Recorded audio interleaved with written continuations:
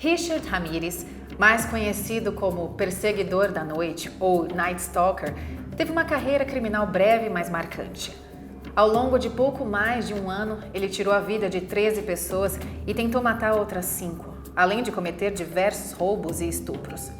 Embora tenha praticado esses crimes quando estava na casa dos 20 anos, Ramirez realizou seu primeiro delito aos 13 anos de idade. Todo o desenvolvimento desse serial killer você irá acompanhar com a gente no Investigação Criminal Internacional.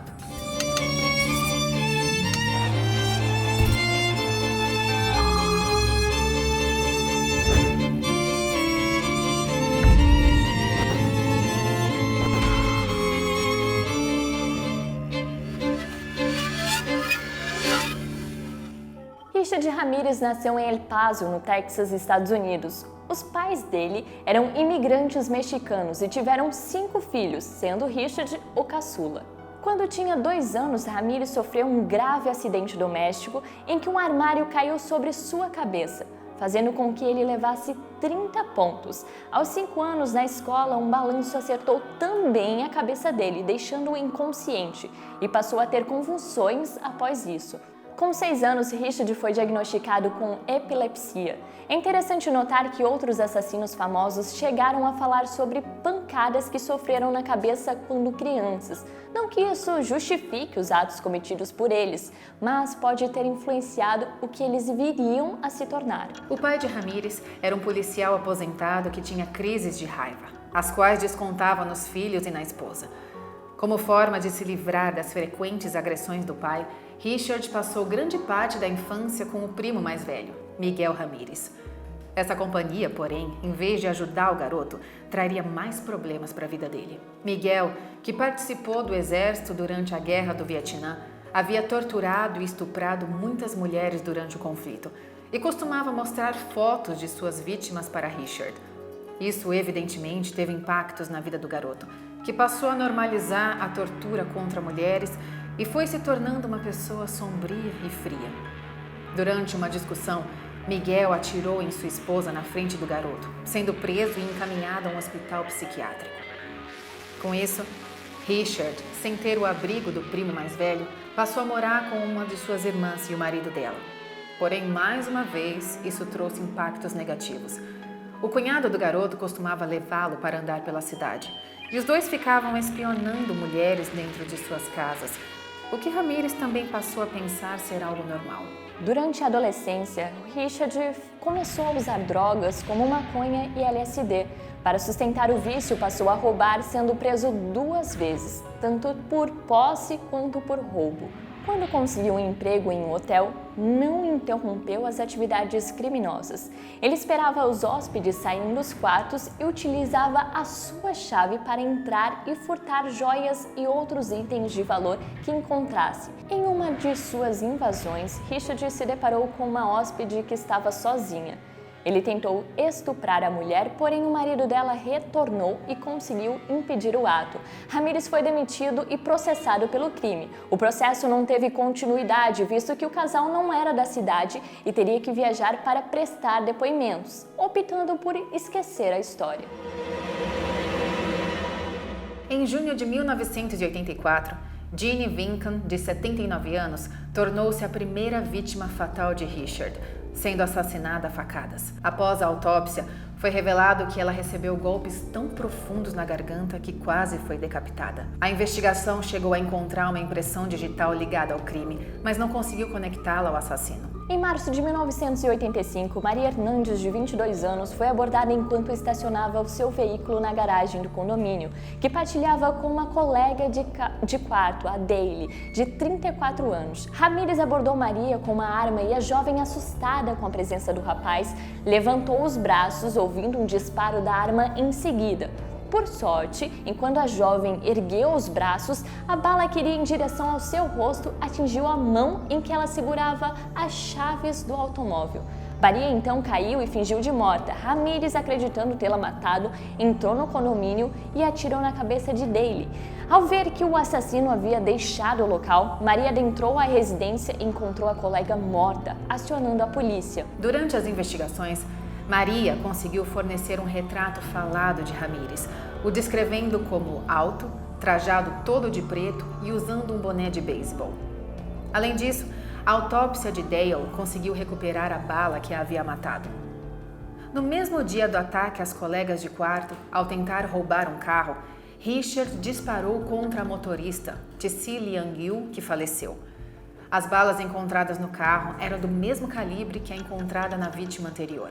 Algumas semanas depois, outras 2 vítimas foram descobertas. Vicente Zazzara foi morto no sofá da própria casa, baleado na zona temporal esquerda, e a esposa dele, Maxine Zazzara, teve o corpo completamente dilacerado pelo assassino. Após atirar contra o homem, Ramírez amarrou a mulher e passou a saquear os itens de valor encontrados na casa. Maxine conseguiu se soltar e empunhou a arma que seu marido deixava guardada para confrontar Richard. Porém, quando apertou o gatilho, verificou que a arma estava sem munição.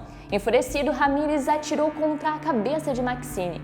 Quando ela já estava morta, o assassino deu diversas facadas em sua face e ainda tentou retirar o coração da mulher. Mas como não conseguiu cortar a caixa torácica, arrancou os olhos da vítima e os levou consigo. 2 semanas depois, outro casal sofreu nas mãos do Night Stalker, William e Lillian Doyle.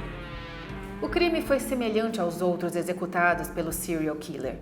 Ramírez invadiu a residência do casal, atacou primeiro o homem, depois amarrou a mulher e saqueou a residência. O tiro que atingiu William não matou imediatamente e ele conseguiu chamar o socorro, falecendo a caminho do hospital. Lillian sofreu alguns ferimentos, mas sobreviveu e conseguiu fornecer mais um retrato falado do criminoso. Nesse momento, as investigações mantinham segredo sobre os retratos falados obtidos e sobre o andamento das investigações, a fim de não chamar a atenção de Richard. Porém, a cidade já estava extremamente assustada com a onda de crimes. Richard Ramírez possuía uma ligação com o satanismo, a qual não se sabe exatamente como começou. Foram encontrados alguns livros sobre o tema em seu quarto de hotel, e ele falou sobre isso em entrevistas concedidas após ser preso. A primeira confirmação se deu no ataque realizado contra 2 irmãs idosas de 83 e 80 anos na casa delas, quando o serial killer, antes de deixar o local, utilizou um batom das vítimas para desenhar pentagramas na coxa da irmã mais velha e em uma parede da casa. As 2 sobreviveram ao ataque, mas levaram golpes de martelo e chutes, além de uma delas ter sido eletrocutada. Ramírez seguiu produzindo vítimas, empregando padrões parecidos. Ele agia à noite, roubando carros e deixando-os em lugares abandonados, ou invadindo casas e saqueando itens de valor. Nos ataques, ele costumava matar primeiro os homens e em seguida estuprar as mulheres, deixando-as amarradas com vida ou matando-as antes de fugir. Além disso, frequentemente desenhava pentagramas nas cenas de crime.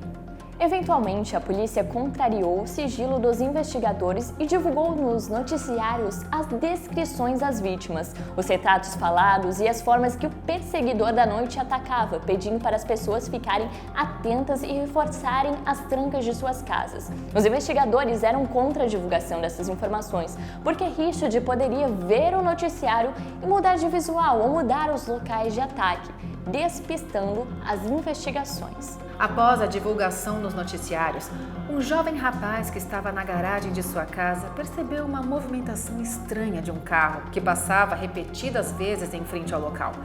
O veículo então permaneceu parado por um tempo e depois fugiu. E o homem resolveu anotar a placa e o modelo do automóvel, fornecendo os dados às autoridades. Dias depois, a polícia encontrou o carro e conseguiu um novo elemento, que ainda não havia sido aproveitado em nenhuma outra cena do crime: uma impressão digital encontrada no espelho do carro. Com a análise da digital, chegou-se ao nome de Richard Ramírez, devido aos furtos que ele havia cometido anteriormente. Logo, a foto dele estava estampada em vários jornais. A divulgação da foto de Ramírez se deu ao mesmo tempo em que o criminoso retornava da casa de seu irmão, no Arizona, de forma que ele não tinha conhecimento de que seu rosto havia sido identificado. Ao chegar à estação de autocarros, Richard percebeu que havia muitos policiais nas proximidades e tentou se esconder em uma loja. Nesse momento, porém, viu a sua foto nos jornais e percebeu que fora reconhecido por pessoas que estavam na loja. Assim, ele roubou um jornal e saiu correndo em busca de um carro para poder fugir. Ramírez tentou roubar um Mustang vermelho de um homem chamado Faustino Pinon, visto que o veículo estava aberto e com as chaves na ignição. Ignorando o fato de que Pinon estava debaixo do carro realizando reparos, o criminoso entrou no veículo e ligou o motor. Ao notar que seu carro estava sendo roubado, Pinon agarrou o serial killer pelo pescoço.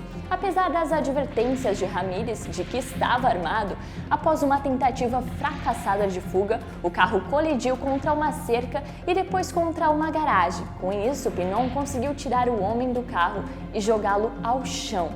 Richard, então, atravessou a rua e abordou uma mulher chamada Angelina de la Torres, exigindo as chaves do carro dela sob ameaças de morte. O marido da Angelina, Manuel de la Torres, veio em seu socorro, reprimindo o criminoso com um pedaço de metal. Enquanto isso, outro homem que estava no local, José Burgoyne, chamou a polícia e foi ajudar o casal, acionando também os seus filhos, Jaime e Júlio, para o auxiliarem. Reconhecendo Ramírez como criminoso procurado, os irmãos, junto de Manuel, iniciaram uma intensa perseguição ao serial killer. Depois de uma série de golpes e tentativas de fuga, Manuel de la Torres conseguiu derrubar Ramírez, segurando-o até a chegada da polícia, que finalmente prendeu o perseguidor da noite.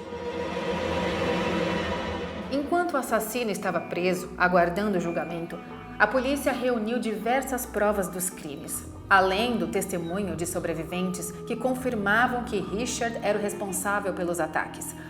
No primeiro dia de julgamento, que ocorreu em 22 de julho de 1988, Ramírez apareceu com um pentagrama desenhado em sua mão, mostrando-o para as pessoas do júri. O jornal Los Angeles Times divulgou que alguns funcionários da prisão escutaram comentários de Richard sobre um plano de levar uma arma escondida ao tribunal e assassinar o delegado do Ministério Público. Isso fez com que fosse instalado um detector de metais no tribunal, além de serem realizadas buscas intensivas a todos que fossem assistir ao julgamento.